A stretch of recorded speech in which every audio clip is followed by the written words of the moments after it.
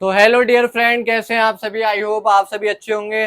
तो देखो डियर, आज हम पढ़ने वाले हैं क्लास 10th की मैथ्स का फर्स्ट चैप्टर वास्तविक संख्या है, जिसको हम इंग्लिश में बोलते हैं रियल नंबर्स। तो देखो डियर, रियल नंबर्स को समझने से पहले आपको क्या नंबर्स यानी संख्याएं किसे कहते हैं, संख्याएं क्या होती हैं, ये क्या आपको समझना पड़ेगा। तो देखो डियर, संख्याएं हम किसे कहेंगे कि इस दुनिया में किसी भी चीज को गिनने के लिए हम जिस पद्धति का यूज करते हैं उस पद्धति को ही हम संख्याएं कहते हैं।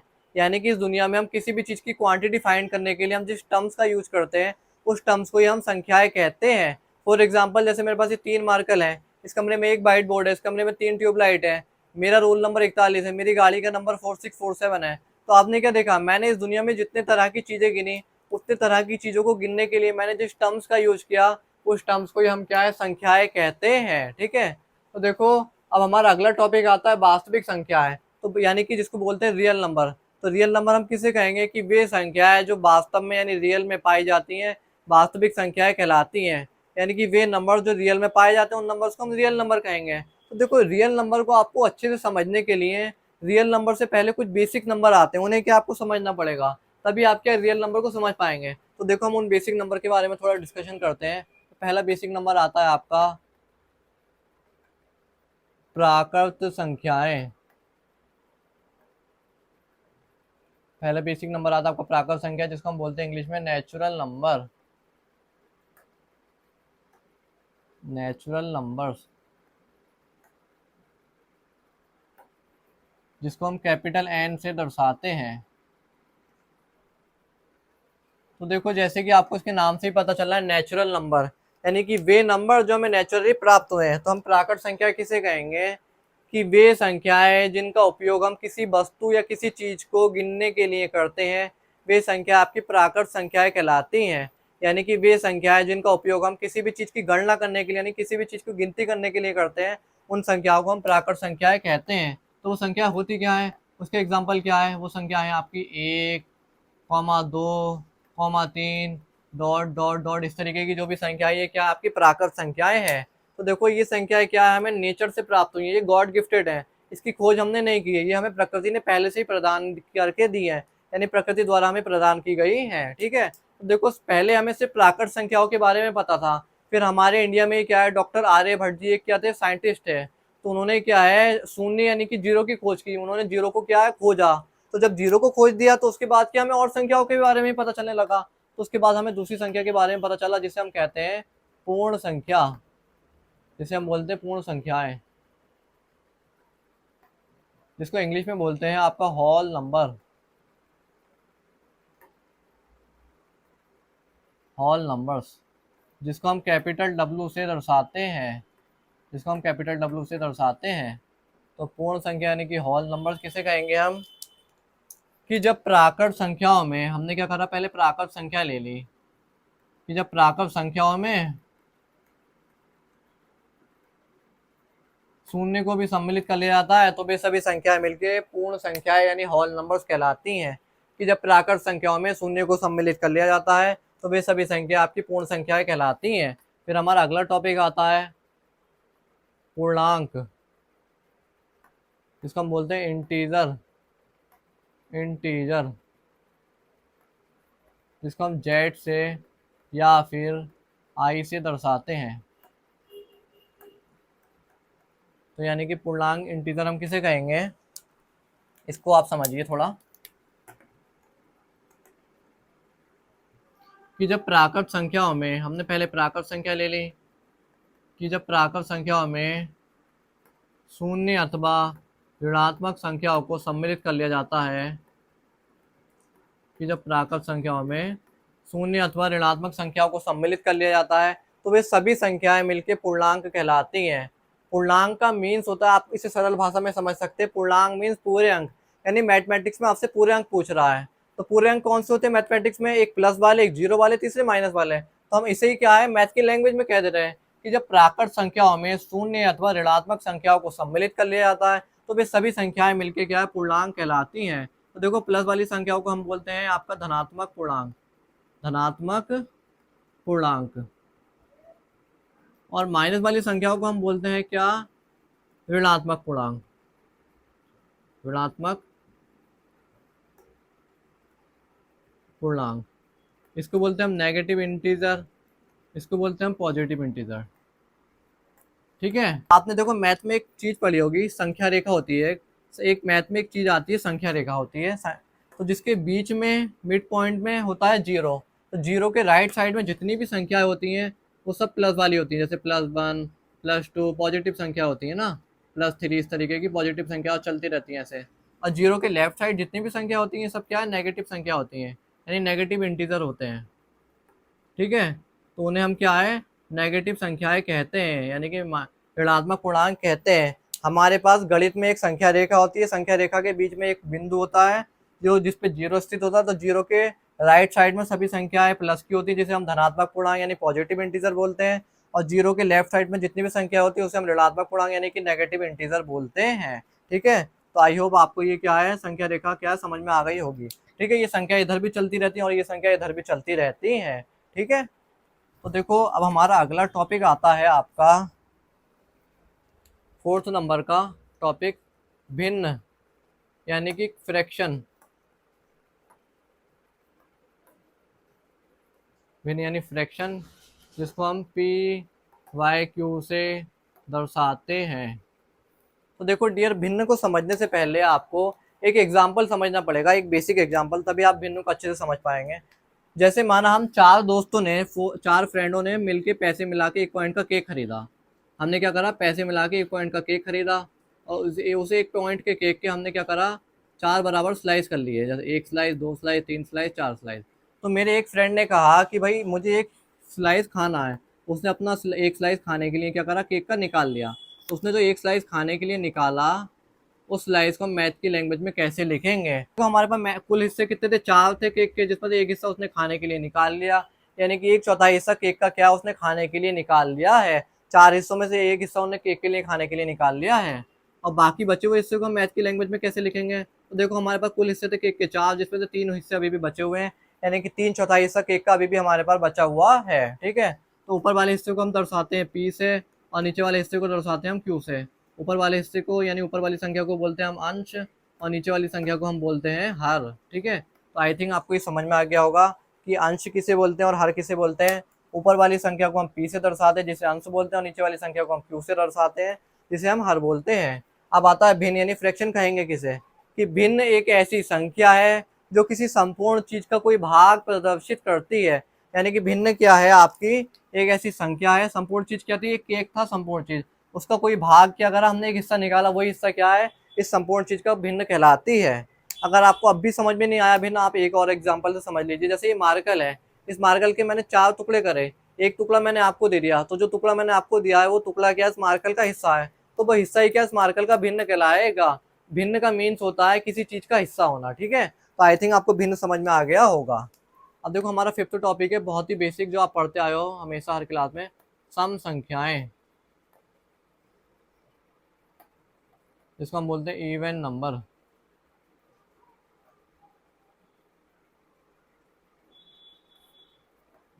सम संख्या यानी कि इवन नंबर्स, यानी सम संख्याएं हम किसे कहेंगे। तो सम संख्या हम किसे कहते हैं, कि वे संख्याएं जो 2 से पूर्णतः विभाजित हो जाती हैं सम संख्याएं कहलाती हैं। यानी कि जिन संख्याओं में 2 का पूरी तरीके से भाग चला जाता है वे संख्या आपकी सम संख्याएं कहलाती हैं। ठीक है, फिर हमारा अगला टॉपिक आता है 6 नंबर का, इसी का उल्टा विषम संख्या है,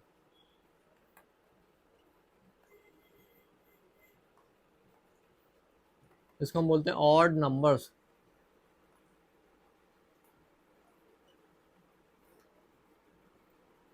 तो हम विषम संख्या किसे कहेंगे, कि वे संख्याएं जो 2 से पूर्णतः विभाजित नहीं होती हैं विषम संख्याएं कहलाती हैं। यानी कि जिन संख्याओं में 2 का पूरी तरीके से भाग नहीं जा पाता है वे संख्या आपकी विषम संख्याएं कहलाती हैं। तो आई थिंक आपको ये सभी टॉपिक समझ में आ गए होंगे। तो देखो डियर, ये बहुत ही बेसिक टॉपिक हैं, आपको सिर्फ एक चीज़ समझनी है, आपको सिर्फ प्राकृत संख्याओं को समझना है, उसके बाद सारे टॉपिक के एक दूसरे से रिलेट है, और इन टॉपिक की बगैर क्या है, आप क्या है, रियल नंबर को नहीं समझ पाएंगे। ठीक है, तो देखो डियर, हमारा अगला टॉपिक है 7th नंबर का, परिमेय संख्या है, जिसको हम इंग्लिश में बोलते हैं रेशनल नंबर, जिसको हम कैपिटल Q से दर्शाते हैं। कि वे संख्याएं जिन्हें हम PYQ के रूप में लिखते हैं वे संख्याएं आपकी परिमेय संख्याएं कहलाती हैं। यानी कि जिन संख्याओं को हम PYQ के रूप में लिखते हैं उन संख्याओं को हम परिमेय संख्याएं कहते हैं। जिसका एग्जाम्पल है 1/2, 2/3, 4/5, इस तरीके की जो भी संख्या है ये क्या है, एक परिमेय संख्याएं होती हैं, जहाँ पर जिसमें कंडीशन वर्क करती है कि पी व क्यू का मान एक पूर्णांक नहीं होना चाहिए तथा q is not equal to 0। तो देखो जैसे मैं आपको इसके एक पहला एग्जाम्पल ले लेता हूँ, जैसे 1/2 है, तो ये किस रूप में लिखा हुआ है आपको दिख रहा है, ये पी वाई क्यू के रूप में लिखा हुआ है। पी वाई क्यू क्या होता है, यानी कि अंश व हर के रूप में लिखा हुआ है, यानी किस रूप में लिखा हुआ है, अंश और हर के रूप में लिखा हुआ है, इसलिए हम इन्हें परिमेय संख्याएं कहते हैं। तो जिसमें p बराबर है आपका 1 व q बराबर है आपका 2। ठीक है, तो देखो कोई भी संख्या परिमेय संख्या जब होगी जब p और q क्या है, पूर्णांक होंगे। पूर्णांक मीन्स होता है पूरे अंक होंगे। तो देखो p का मान क्या, एक पूर्णांक है, पूर्णांक मीन्स होता है पूरा अंक। ठीक है, और q का मान भी एक पूर्णांक है, तो इसलिए ये क्या है, एक परिमेय संख्या है। अब माना कोई संख्या ऐसे लिखी है 1.1237 डॉट डॉट डॉट अपॉन में लिखी है 2, तो क्या ये संख्या एक परिमेय संख्या होगी? ये एक परिमेय संख्या नहीं होगी। क्यों नहीं होगी? क्योंकि इसमें p वाला जो पार्ट है आपका, p वाली जो संख्या है, ये क्या है, अंश वाली जो संख्या है, ये क्या है, पूर्णांक नहीं है। पूर्णांक मीन्स एक पूरा एक एग्जैक्ट अंक नहीं है, इसलिए ये क्या है, एक परिमेय संख्या की कैटेगरी में नहीं आएगी। और जबकि ये क्या है, एक परिमेय संख्या की कैटेगरी में आएगी। क्यों आएगी? क्योंकि इसमें p और q क्या है, एक पूर्णांक है। और सेकंड कंडीशन कहती है कि कोई भी संख्या परिमेय संख्या जब होगी जब q का मान यानी कि हर वाली संख्या का मान कभी भी 0 नहीं होगा। जैसे इसमें q का मान क्या है, 2 है, मान हमने q का मान 0 रखा, तो जैसे हमने 2 की जगह 0 रख दिया, तब क्या आ जाएगा, अनंत आ जाएगा। अनंत मीन्स होता है अपरिभाषित, जिसको हम परिभाषित ना कर सके उसे हम अनंत कहते हैं। तो जिसको हम परिभाषित ही नहीं कर सकते उसे हम कौन सी संख्या कहेंगे, परिमेय अपरिमेय, कोई भी संख्या कह ही नहीं सकते, है ना। इसीलिए क्या है, क्यू परिमेय संख्याओं में कंडीशन वर्क करती है कि p और q का मान एक पूर्णांक होता है और q का मान कभी भी 0 नहीं होता है। तो आई थिंक आपको परिमेय संख्या है क्या अच्छे से क्लियर हो गई होगी। अब देखो हमारा इसी का उल्टा टॉपिक आता है आपका, इसी की उल्टी संख्या होती है अपरिमेय संख्या। हमारा 8 नंबर का टॉपिक आता है अपरिमेय संख्याएं, इसको हम बोलते हैं इरेशनल नंबर।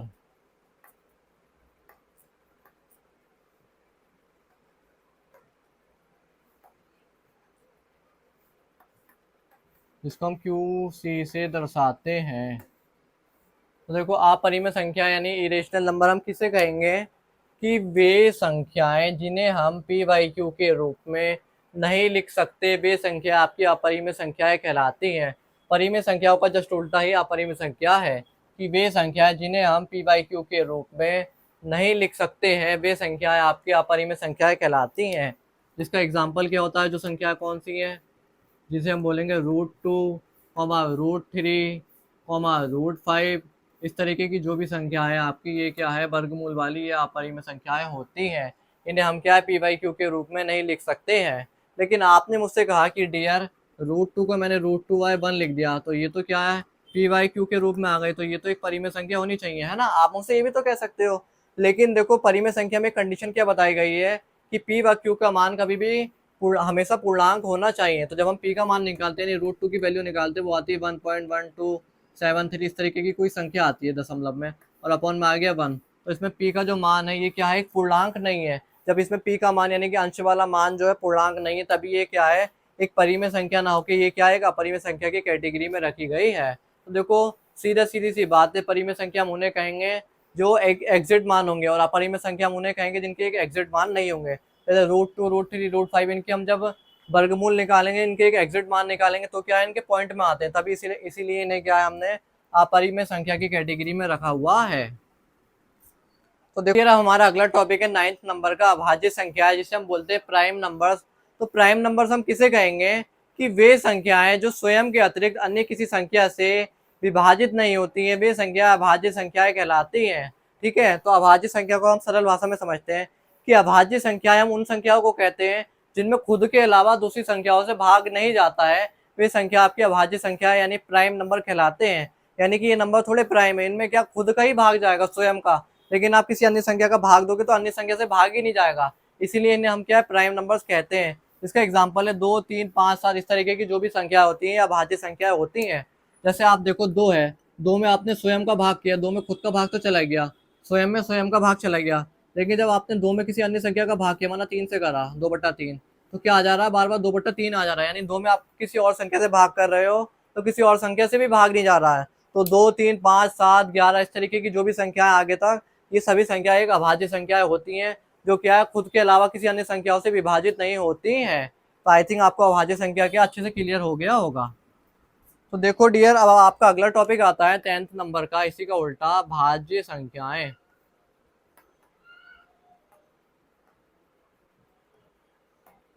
जिसको हम बोलते हैं डिविडेंड नंबर।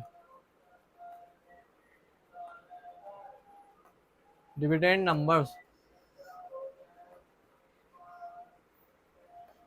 तो हम डिविडेंड नंबर किसे कहेंगे कि वे संख्याएं जो स्वयं के अतिरिक्त अन्य किसी संख्या से भी विभाजित हो जाती हैं, वे संख्याएं आपकी भाज्य संख्याएं कहलाती हैं। यानी कि अभाज्य संख्या का जस्ट उल्टा, कि वे संख्याएं जो स्वयं के अतिरिक्त क्या है अन्य संख्याओं से भी विभाजित हो जाती हैं, यानी कि जिसमें खुद के साथ साथ दूसरी संख्याओं से भाग देने पर भी भाग चला जाता है, उन संख्याओं को हम भाज्य संख्याएं कहते हैं। तो वे संख्याएं कौन कौन सी होती हैं? वो होती हैं आपकी 4, 6, 8, 10, इस तरीके की जो भी संख्या आगे तक अनंत तक जो चलती रहती है, इन्हें हम भाज्य संख्याएं कहते हैं। ये एक ऐसी संख्या जो खुद में, जैसे 4 है, 4 में आपने खुद में खुद का भाग करा तो स्वयं से भी विभाजित हो गई एक बार, लेकिन 4 में आपने किसी अन्य संख्या से भाग करा, माना 2 से कर दिया, तो ये क्या किसी और संख्या से भी विभाजित हो गई, इसलिए ये क्या है, एक भाज्य संख्या है जो खुद के साथ साथ दूसरी संख्याओं से भी विभाजित हो जाती है। तो आई थिंक आपको भाज्य संख्या भी क्लियर हो गया होगा।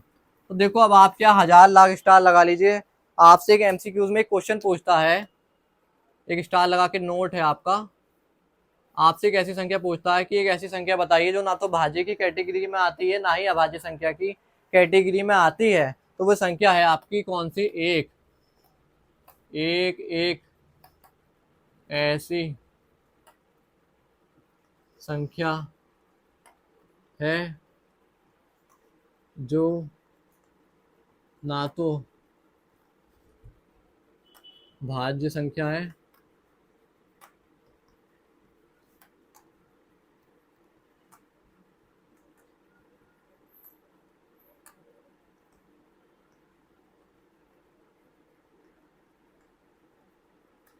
यानी कि एक ऐसी संख्या है जो ना तो भाज्य की कैटेगरी में आती है ना ही अभाज्य की कैटेगरी में आती है। अब आप कहेंगे कैसे? तो देखो मैं आपको बताता हूँ, भाज्य संख्या हम किसे कहते हैं, वो सॉरी अभाज्य संख्या हम किसे कहते हैं जिसमें क्या खुद का ही भाग जाता है, स्वयं का ही भाग जाता है। तो जब हम एक में एक का ही भाग कर रहे हैं, खुद में खुद का भाग कर रहे हैं, तो देखो जब किसी संख्या में किसी संख्या से भाग किया जाता है तो संख्या कई भागों में विभाजित हो जाती है। यानी भाग का मतलब होता है कई भागों में बट जाना, यानी कि पार्ट देना, ठीक है। जब हम एक में एक का भाग कर रहे हैं तो स्वयं एक ही आ जा रहा है, यानी कि विभाजन भी नहीं हो रहा है, यानी कि वो स्वयं से भी विभाजित नहीं हो रही है। तो देखो जब संख्या खुद से भी विभाजित नहीं हो रही है तो इससे क्या पता चलता है एक अभाज्य संख्या तो नहीं है। क्यों नहीं है? क्योंकि खुद से भी विभाजित नहीं हो रही है। अब हम चेक करते हैं भाज्य संख्या यानी डिविडेंड नंबर। तो डिविडेंड नंबर हम किसे कहते हैं कि वे संख्या है जो खुद के अलावा दूसरी संख्याओं से भी विभाजित हो जाती है, उन्हें हम डिविडेंड नंबर्स कहते हैं। तो देखो जब हमने एक में एक को खुद में खुद का भाग करा तो नहीं गया, अब हमने क्या करा, किसी अन्य संख्या से भाग करा, माना एक में हमने 2 से भाग करा, तो क्या किसी अन्य संख्या से भी विभाजित नहीं हुई।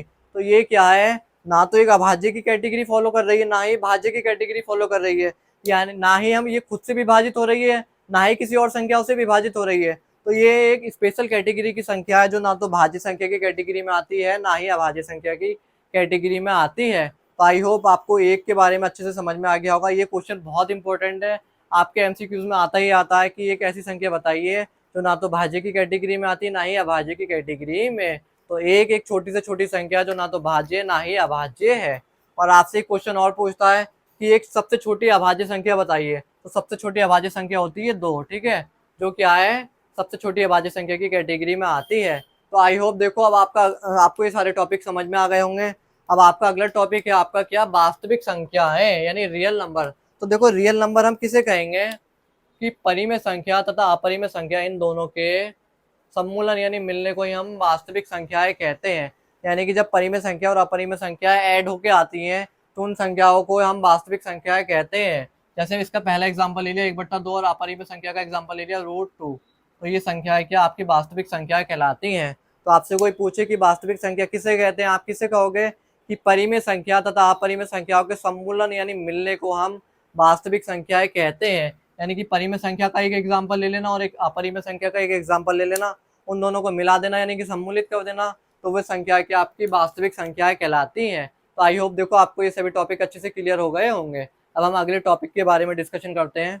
तो देखो डियर हमारा अगला टॉपिक है दशमलव प्रसार, जिसको हम इंग्लिश में बोलते हैं डेसिमल, यानी कि पॉइंट वाले जो होता है इसे बोलते हैं डेसिमल यानी दशमलव प्रसार। तो देखो दशमलव प्रसार को समझने से पहले आपको क्या है, एक एग्जाम्पल से समझना पड़ेगा। जैसे हम किसी एक संख्या से किसी दूसरी संख्या में भाग करते हैं, तो जब हमने किसी एक संख्या से दूसरी संख्या में भाग कर रहे हैं तो भाग पूरी तरीके से नहीं गया, माना एक बार में नहीं गया, पूरी तरीके से विभाजित नहीं हुआ, तब क्या शेषफल 1 बच गया। तो अब हम क्या करते हैं, भाग की क्रिया को आगे बढ़ाने के लिए क्या करते हैं, पॉइंट लगाते हैं और 0 बढ़ाते हैं ना। तो 3 तिया 9, फिर बचा 1, पॉइंट लगाया 0 बढ़ा दिया, 3 तिया 9। तो ये क्रिया आगे चलती रहती है। तो आपने क्या देखा, जब हमने 3 से 19 में विभाग करा तो भाग एक ही बार में पूरी तरीके से 19 विभाजित नहीं हुआ 3 से। तो हमने क्या करा, भाग की क्रिया को आगे बढ़ाने के लिए पॉइंट लगाया और 0 बढ़ाया। तो इस पॉइंट लगाने की क्रिया को ही हम दशमलव प्रसार कहते हैं। तो हम इसे मैथ की लैंग्वेज में टू द पॉइंट बोलेंगे कि जब किसी एक संख्या द्वारा किसी दूसरी संख्या में भाग किया जाता है तो भाग की क्रिया पूर्णता ना होने पर भाग की क्रिया को आगे प्रारंभ करने के लिए हम जिस पद्धति का या जिस मेथड का यूज करते हैं उस मेथड को ही हम दशमलव प्रसार कहते हैं। यानी कि जब हम 319 में भाग कर रहे हैं तो भाग नहीं जा रहा है पूरी तरीके से, तो भाग को आगे पूरा करने के लिए हम क्या करते हैं, पॉइंट लगा के 0 बढ़ाते हैं। तो इस पॉइंट लगा के 0 बढ़ाने की क्रिया को ही हम दशमलव प्रसार कहते हैं। तो आई होप आपको दशमलव प्रसार समझ में आ गया होगा। अब देखो, अब दशमलव प्रसार के क्या है, 2 टाइप होते हैं। ये क्या आपको थोड़ा अच्छे से समझना पड़ेगा। तो देखो दशमलव प्रसार आपका 2 प्रकार का होता है। पहला होता है आपका दशमलव प्रसार शांत और दूसरा होता है अशांत। अब जिसका एग्जांपल ले लो, जैसे जैसे आपने 4 में 5 से भाग कर दिया, 3 में 2 से भाग कर दिया। और इसका एग्जांपल ले लो, क्या आएगा, जैसे आपने माना 22 में, या फिर मान लो आपने 23 में 3 से भाग कर दिया, 33 में 3 से भाग कर दिया। ठीक है। तो देखो जब हम 4 में 5 से भाग करेंगे, तो हमने 4 में 5 से भाग करा, तो देखो 5 जो है 4 से बड़ा है, तो 5 में कि वो 4 में क्या 5 से भाग नहीं जा सकता, तो हम क्या करते हैं, दशमलव लगाते हैं और 0 बढ़ाते हैं। तो 5 अट्ठे 40, यानी कि इसका भाग क्या मान क्या आया, 0.8 बार। यानी कि 4 में 5 का भाग 0.8 बार चला गया है ना। ये आपको समझ में आ गया होगा, 0.8। और हमने जब 3 में 2 का भाग करा तब आपको पता ही है 1.50। ये कैसे आया, जैसे 3 में हमने 2 का भाग करा तो 2 एकम 2, बचा 1, पॉइंट लगाया 0 बढ़ाया, तो 2 पंजे 10। ठीक है। और बचा शेषफल 0, तो 0 और 0 1.50। ठीक है, इतना आपको समझ में आ गया। अब आप देखो एक बार अशांत का जब भाग करके देख लो, फिर आपको और अच्छे से समझ में आ जाएगा। जब हमने 23 में 3 से भाग किया तो 3 सत्ते 21, बचा 2, पॉइंट लगाया 0 बढ़ाया, 3 छिंग 18, बचा 2, पॉइंट लगाया फिर 0 बढ़ाया, 3 छिंग 18। तो ऐसे चलता जा रहा है। तो देखो शांत दशमलव प्रसार कब होता है, जब भाग करने पर संख्या क्या है, यानी कि भाग जो है किसी निश्चित संख्या में जाता है, यानी कि किसी निश्चित स्टेप तक जाता है। जैसे हमने 5 से 4 में भाग करा तो 0.8 स्टेप में, यानी कि एक ही स्टेप में चला गया। यानी कि जब भाग कुछ निश्चित स्टेप में जाता है तब उसका दशमलव प्रसार शांत होता है। और जब हम भाग करते हैं किसी संख्या में, जैसे हम 3 से 23 में भाग कर रहे हैं, तो 3 से 23 में भाग जाया जा रहा है, 6 6 6 6 इस तरीके से संख्या आए जा रही है। तो यानी कि भाग की क्रिया समाप्ति नहीं हो रही है। तो जब भाग की क्रिया समाप्त नहीं होती है तब उसका दशमलव प्रसार होता है अशांत। और जब भाग की क्रिया समाप्त हो जाती है, यानी कि भाग चला जाता है 1 अंक तक, 2 अंकों बाद, 3 अंकों बाद चला जाता है, तो उसका दशमलव प्रसार शांत होता है। और जब भाग समाप्त नहीं होता है तो उसका दशमलव प्रसार अशांत होता है। अब अशांत के भी 2 टाइप आते हैं आपका। अशांत के 2 टाइप आते हैं। पहला होता है आवृत्ति और दूसरा होता है अनावृत्ति। तो देखो अशांत के 2 टाइप होते हैं, एक आवृत्ति एक अनावृत्ति। तो आपको पता चल गया अनावृत्ति कब होगा किसी चीज का दशमलव प्रसार, जब भाग पूरी तरीके से नहीं जाएगा, यानी कि भाग चलता जाएगा। यानी कि भाग हम 3 से 23 में बार बार भाग करते रहेंगे, यानी भाग कभी समाप्ति नहीं होगा, तब होगा दशमलव प्रसार अशांत। और जब भाग समाप्त हो जाएगा तो उसका दशमलव प्रसार होगा शांत। अब अशांत में भी 2 टाइप होते हैं, आवृत्ति पकड़ना है और अनावृत्ति। तो देखो अनावृत्ति कैसे होगा, माना आपने किसी संख्या में किसी संख्या का भाग करा, तो मान आ रहा है 6 3 2 5 7 9, इस तरीके से मान आ रहा है अलग अलग। तो ये देखो आपने क्या देखा, भाग की क्रिया समाप्त नहीं हुई, तो इससे क्या पता चलता है, इसका दशमलव प्रसार क्या है आपका, अशांत है। अब हमें ये चेक करना है कि आवृत्ति या अनावृत्ति। तो देखो आवृत्ति अनावृत्ति कैसे पता करते हैं, कि जब दशमलव के बाद की संख्या रिपीटेड नहीं होती है, अलग अलग संख्या आती हैं, तब उसका दशमलव प्रसार होता है अशांत अनावृत्ति। यानी कि संख्याएं जब दशमलव के बाद अलग अलग आती हैं तो उसका दशमलव प्रसार होता है अशांत अनावृत्ति। अब माना किसी संख्या का किसी संख्या में भाग कर रहा हो, माना रहा 7.2 इस तरीके से संख्या चलती जा रही है, तो आपने क्या देखा कि भाग समाप्त नहीं हुआ तो दशमलव प्रसार अशांत है, और संख्याएं भी दशमलव के बाद बार बार रिपीटेड हो रही है, बार बार वही लौट के आ रही है, तब उसका दशमलव प्रसार क्या है, अशांत आवृत्ति है। तो आई होप आपको ये दशमलव प्रसार अच्छे से समझ में आ गया होगा। अगर दशमलव प्रसार या कोई भी टॉपिक आपको समझ में ना आया हो तो आप क्या है, तो आई होप देखो आपको दशमलव प्रसार अच्छे से समझ में आ गया होगा। अगर दशमलव प्रसार या कोई भी टॉपिक आपको अच्छे से समझ में ना आया हो तो आप वीडियो को थोड़ा स्लो करके और पीछे बार बार बैक करके देख लीजिएगा। अगर आपको वीडियो थोड़ा भी हेल्पफुल लगे और आपको थोड़ा भी समझ में आए तो वीडियो को लाइक, सब्सक्राइब एंड चैनल को शेयर जरूर कीजिएगा। Okay, nice to talk you, bye, take care.